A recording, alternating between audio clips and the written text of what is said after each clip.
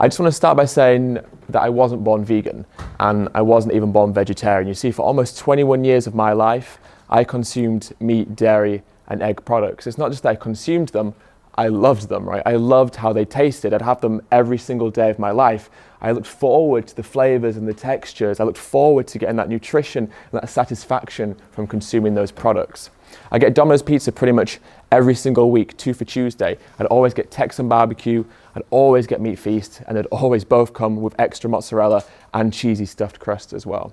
I went into my local KFC so often that the people who worked there knew me by my name and knew what my favorite order was, which was a Zinger box meal with extra hot wings. So when I went in, they say, "Oh, hi Ed, you want your Zinger box meal with extra hot wings?" And I'd be like, "Absolutely, please, as quick as you can." You see, I loved the flavor of these products. I really enjoyed them. I used to wear things made out of leather and wool and silk and down. I'd buy cosmetics like shampoos and shower gels without ever considering whether or not they were tested on animals. And going to the zoo was literally one of my favorite things to do. And I did it because I was an animal lover. I liked observing these animals. I thought it was a nice thing to do to see them. I enjoyed seeing these animals. You see, this wasn't something, or veganism wasn't something that I was born with. The morality of veganism wasn't something that I was born with. It's something that I grew and educated myself on and learnt more and more about. Now, everything started to change for me about 5 years ago. I was having a pizza with a friend, and my friend was veggie and I wasn't at this point. And I said to him, "Should we get bacon on the pizza?" And he said, "No." And I said, "Why not, right? Why would you not want to get bacon on pizza? I mean, bacon belongs on pizza. Can you even call it pizza if there's not bacon on top?" And he said, "Ed, I don't think an animal should die for a pizza topping." I said, "What are you talking about? These animals are bred for that purpose. We give them life, they give us bacon.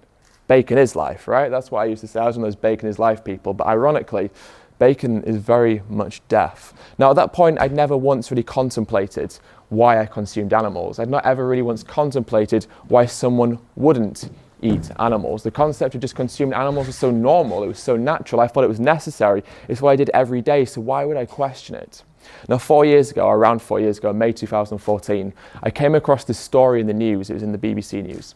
It was about a truck carrying 7,000 chickens crashing just off the M62 near Manchester. And it really disturbed me, this story, because the journalist was talking about how hundreds of these animals had died on impact. In fact, I think in total, it was 1,500 of the birds died on the impact alone.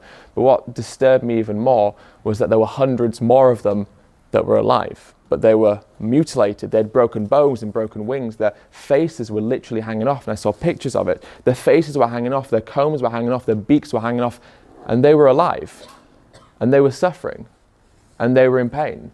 And I remember reading this article and thinking how horrible it must be for these animals, what terrible suffering they must be enduring. But at that very moment, it dawned on me that in my fridge, there was chicken breasts and chicken thighs and yesterday's KFC.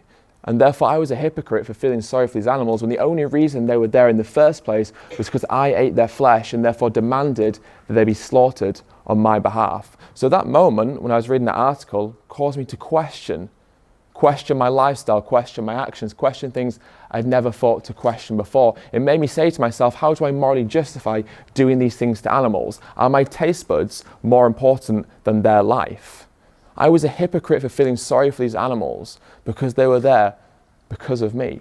So I made the choice that day to change my lifestyle, to change what I ate. I became veggie, and then I learned more about the dairy and egg industries and eventually became vegan. Now, the purpose of what I'm about to say to you and the purpose of this film isn't to make you feel bad. It's not to say that you're a bad person, because quite simply, that isn't true. It's not to say that you're consciously living an immoral lifestyle, because again, quite simply, that isn't true. The purpose of what I'm going to say and the purpose of the film is to make you question yourself in the same way that that truck story or the truck crash story made me question myself. It's to make you maybe question the lifestyle that you've been living all your life and make you ask the questions that I asked myself. Are my taste buds more important than the life of an animal? How do I morally justify taking the life of an animal if it's unnecessary? These are the questions, the rhetorical questions that I was forced to confront within myself, and hopefully maybe you'll question yourself with. Now, if you get an idea and you put that idea into society long enough, it becomes a societal norm. Now, if you keep fueling that societal norm over time, it forms part of society's culture. You pass culture on generation to generation, it becomes tradition. Now, we need only look across the world right now to see that culture and tradition are not good benchmarks for morality.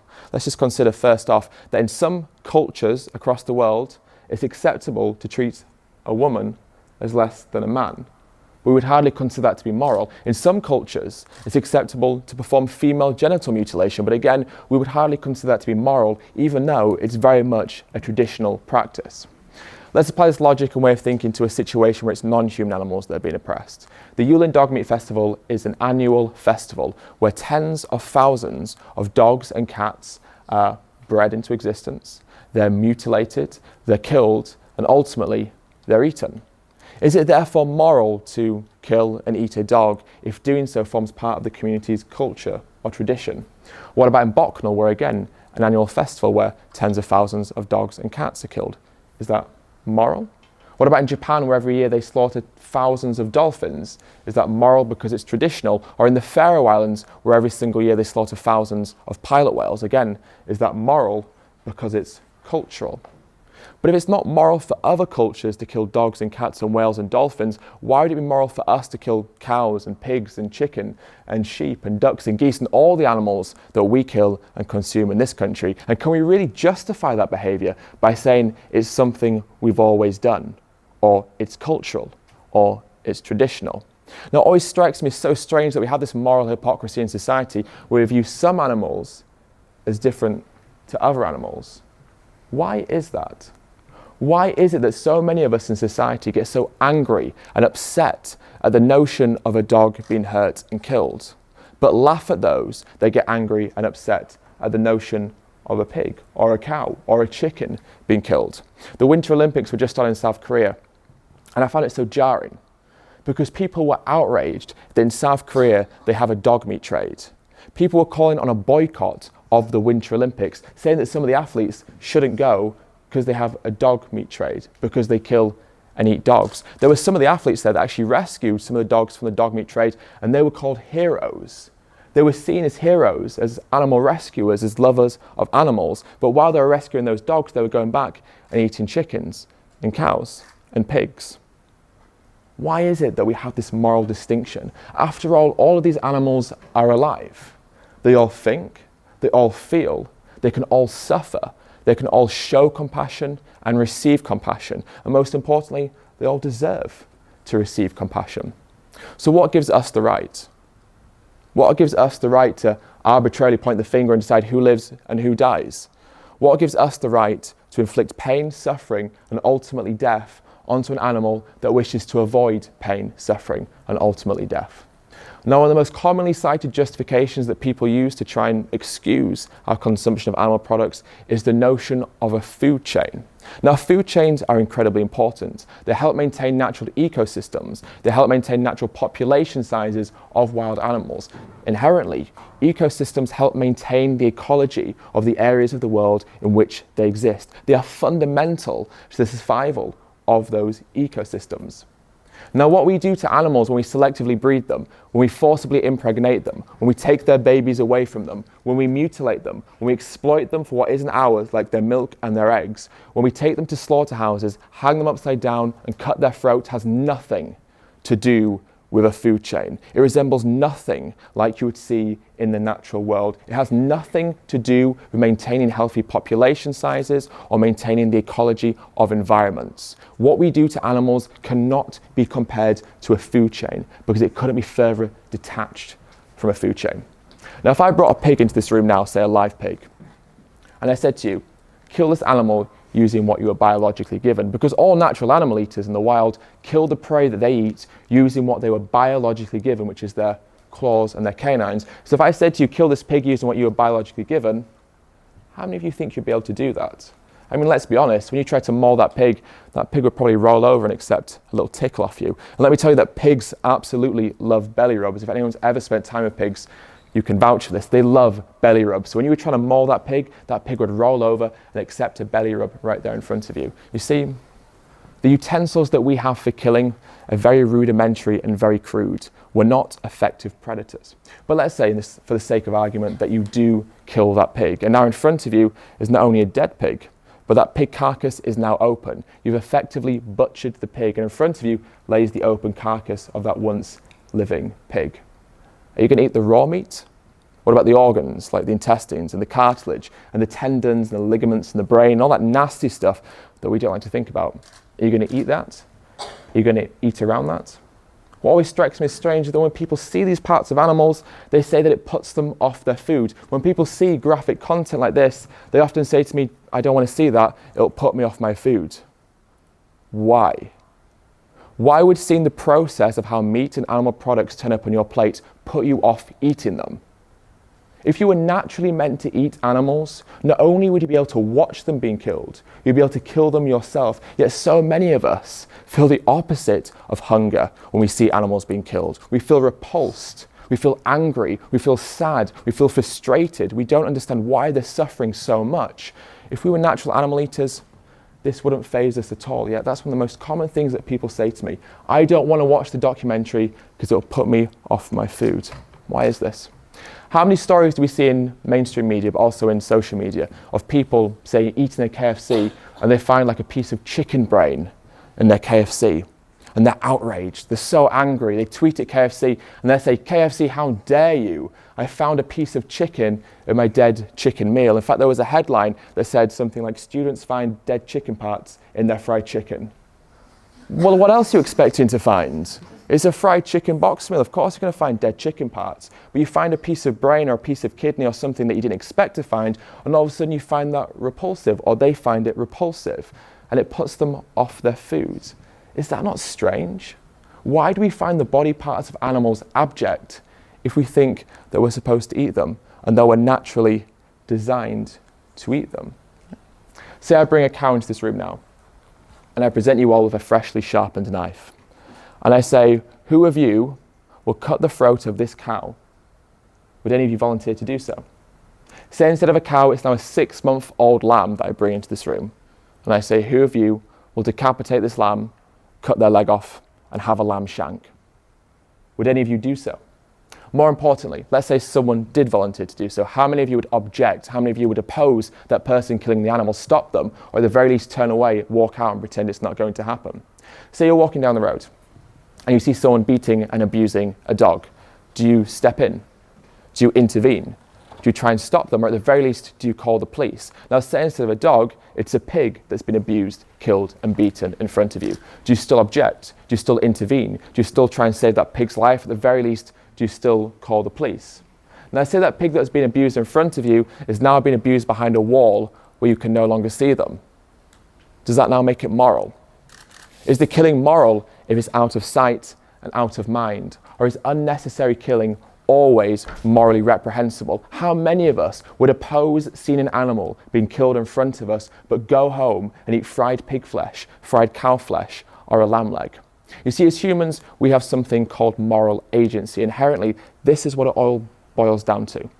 Now, moral agency means that we are able to make decisions based on a notion of right and wrong. But importantly, it means we can be held accountable for the decisions that we make. Now, animals in the wild can't be held accountable for the decisions that they make. That's why lions and tigers and bears are not good role models for our morality. They kill out of necessity. They're obligate carnivores. They have to eat animal flesh to survive. We don't. And because we don't, our moral agency dictates that we are obliged to do or to purchase the product that contains the least amount of suffering. But it also means that if we choose to buy a product that contains suffering, we can and we should be held accountable for the action that we make.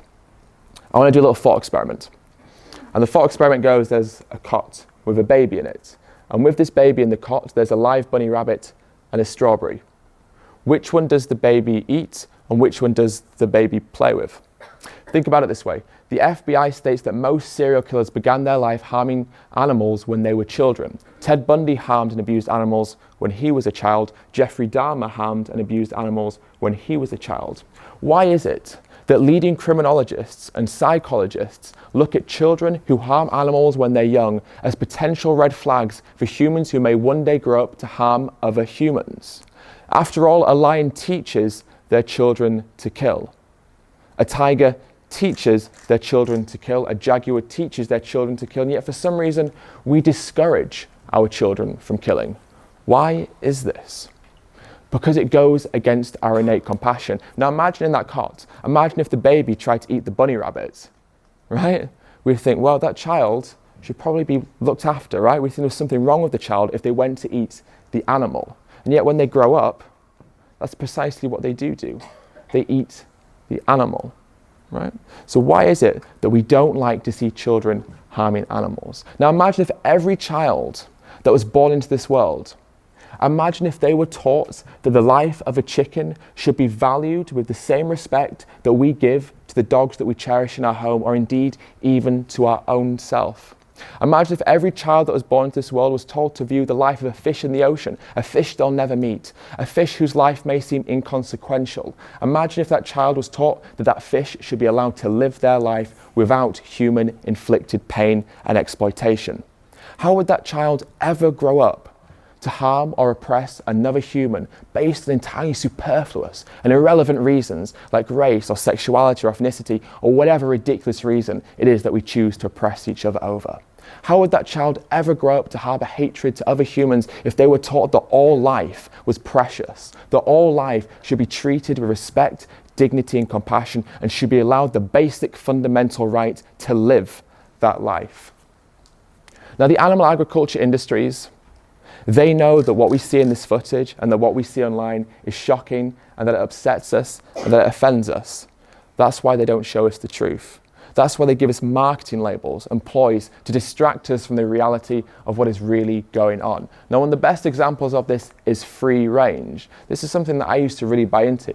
I thought that buying free range eggs was an ethical thing to do. You see, when we see a box of free range eggs in the supermarket, what we do is we attribute our ideals of freedom onto that box of eggs. Now, freedom to us means being able to live the life that you want to live, do the things that come naturally to you, spend time with your friends and your family if that's what you want to do. But most importantly, freedom to us means living without fear, living in peace, living in harmony, living without oppression, without injustice, living without pain. So when we see that box of free-range eggs in the supermarket, we say those hens must have lived a good life. They must have done the things that came naturally to them, spent time with their friends and family if that's what comes naturally to them. But most importantly, we say those hens lived a life without oppression, without injustice, without fear, and without pain. We know that that is not true. We know that that is a lie. We know that free-range hens come from hatcheries where the males are gassed and macerated as soon as they are born. We know that the female chicks are often debeaked and placed into barns where they barely have any room to move and where many will never see the sunlight or breathe the fresh air until the day that they die. We know that all free-range hens end up in a slaughterhouse with a knife being pulled across their throat.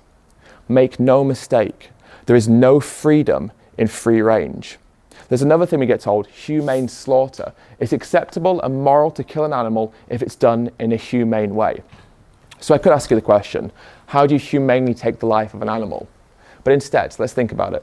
The word humane means having or showing compassion or benevolence. So instead of me asking you that question, let me rephrase it a little bit and ask you, how do you compassionately, benevolently, or humanely take the life of an animal that does not want to die for an unnecessary reason?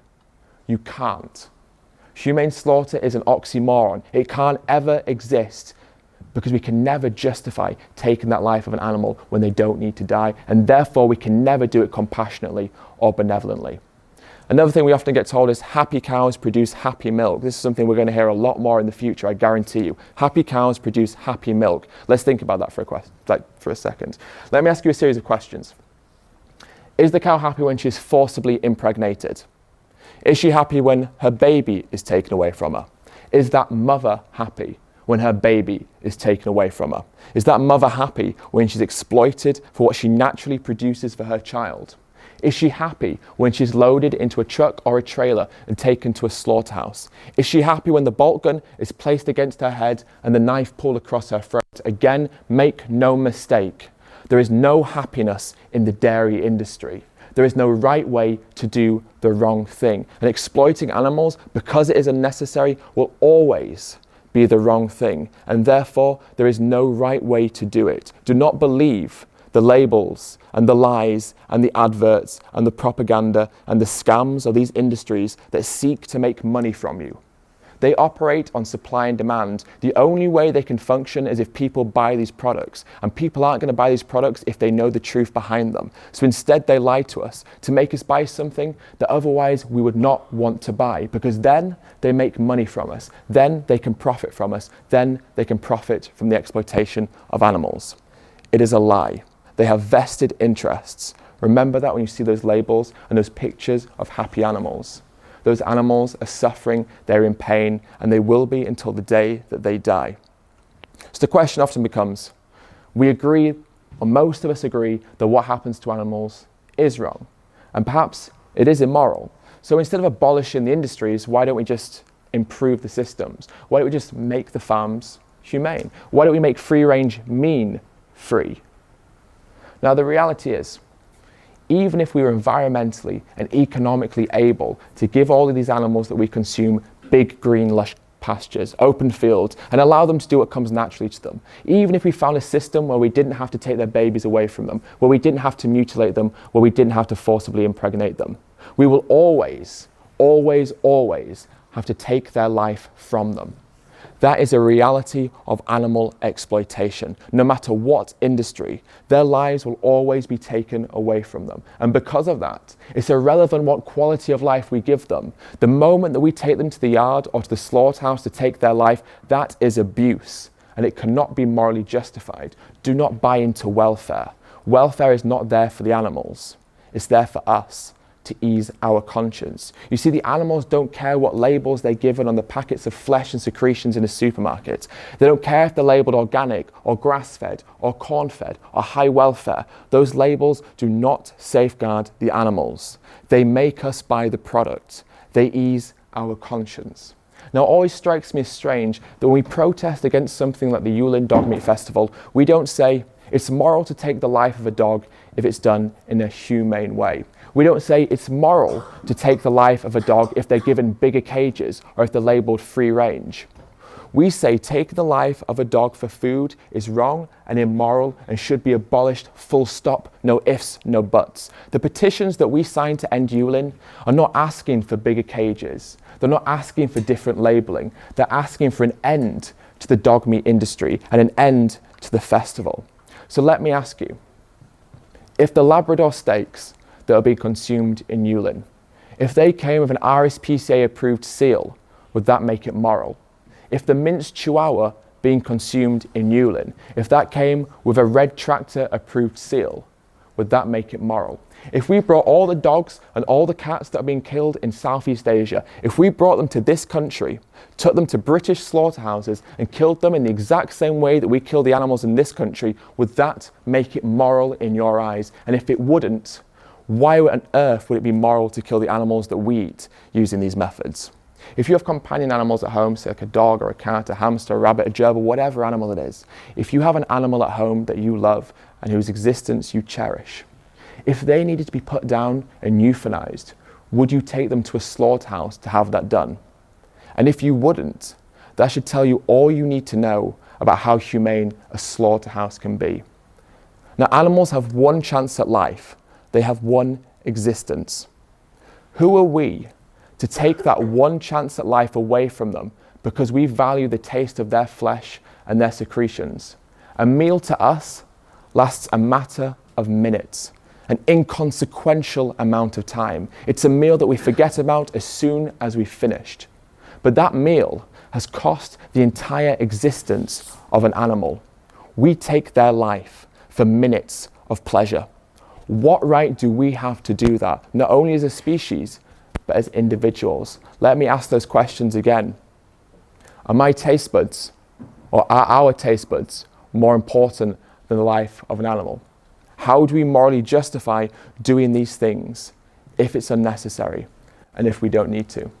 Now, as a vegan, I eat all the foods that I used to eat, all the foods that I used to enjoy, all the foods that I used to crave. I ate mac and cheese and spaghetti bolognese and lasagna and stir fries and curries and burritos and nachos and fajitas and tacos. I ate cupcakes and muffins and cheesecakes and chocolate cakes and sweets. I ate all the foods I used to love, all the foods I used to crave. But now I do so without harming animals. There's no dead animals, there's no exploited animal secretions, there's no gristle, there's no hormones, there's no antibiotics.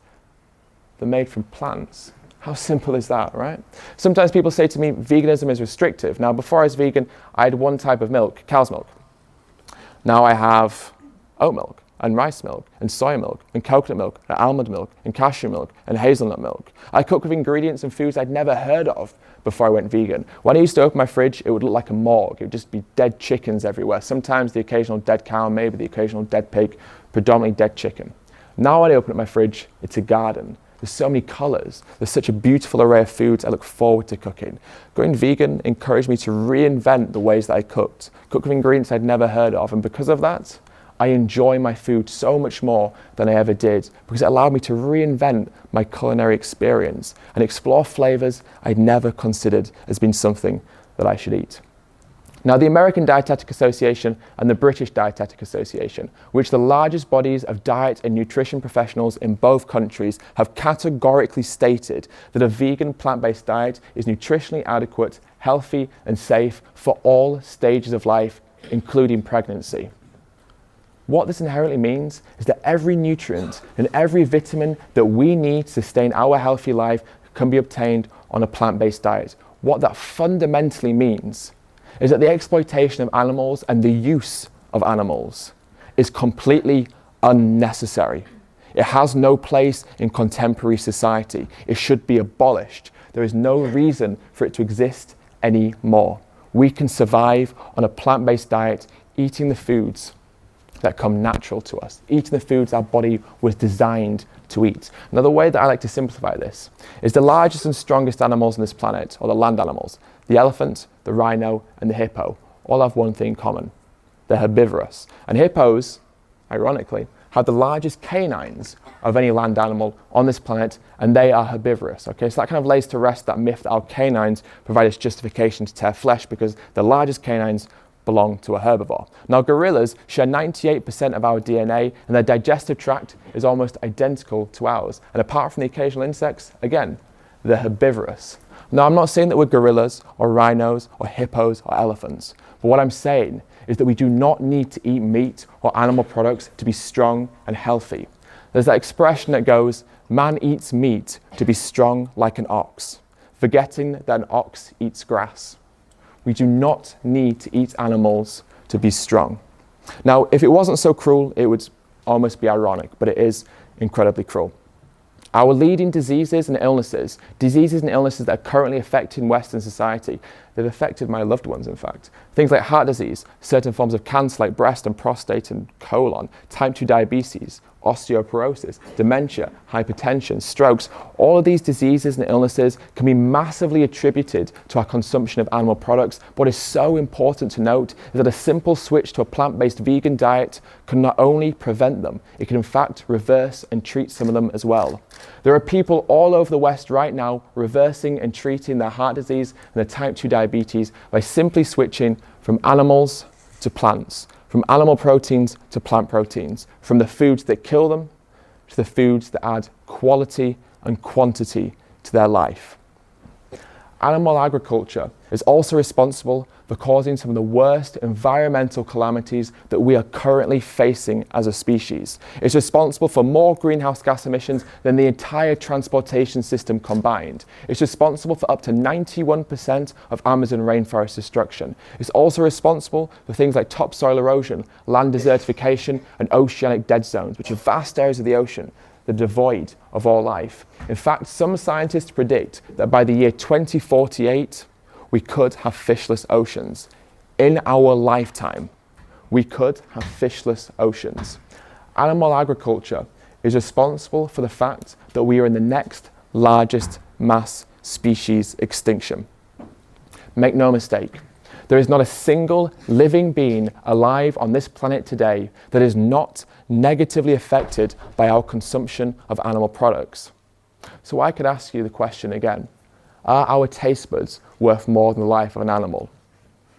But that doesn't even cover it all.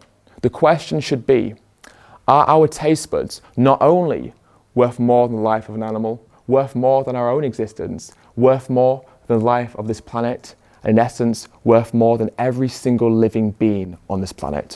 What sort of future Do we want to leave behind for our children and our grandchildren? Do we want there to be a future left for our children and our grandchildren? The information is out there. The United Nations has stated that to avoid the worst effects of climate change, the world needs to shift to a plant-based diet. That's not a vegan activist telling you that. That's not a vegan organization. That's not vegan propaganda. That is the United Nations making a very stark and honest comment to people. So if you do not change the way that you live, and it is such a simple change, we will be the ones to feel the consequences. We will be the generations that feel the consequences of the actions that we make today. So I want to leave you with this series of questions. With the abundance of information that we have at our disposal every single second of every single day, with the fact that we can get our phones out and our laptops out and access not only this footage, but information that is unbiased and impartial, information that shows the truth about the health consequences of animal products, information that shows the truth about the environmental consequences of animal products, information these industries want to suppress. Is the fact that we can access that information, does that mean that we have the moral imperative to start asking ourselves questions? Like, is it time for me to make that change? Can I still claim to be willfully ignorant? Can I still bury my head in the sand and pretend that my actions do not have a negative consequence on others? Or do we have to begin to accept that every purchase that we make, no matter how inconsequential and small it may seem, has a profound effect on the lives of others? That every purchase we make in a supermarket is voting for a different world, a world where animals are still abused, or a world where animals are no longer abused. Every single purchase that we make as individuals has a far-reaching consequence and a far-reaching impact that maybe we don't quite grasp, but we have to understand exists. So the question I want to leave you with, and the question I want you to think in your head, is what excuse do I still have? What moral justification can I still use? And if I can't think of one, or if you can't think of one, ask yourself this question: is it time for me to make that change? Thank you so much for listening.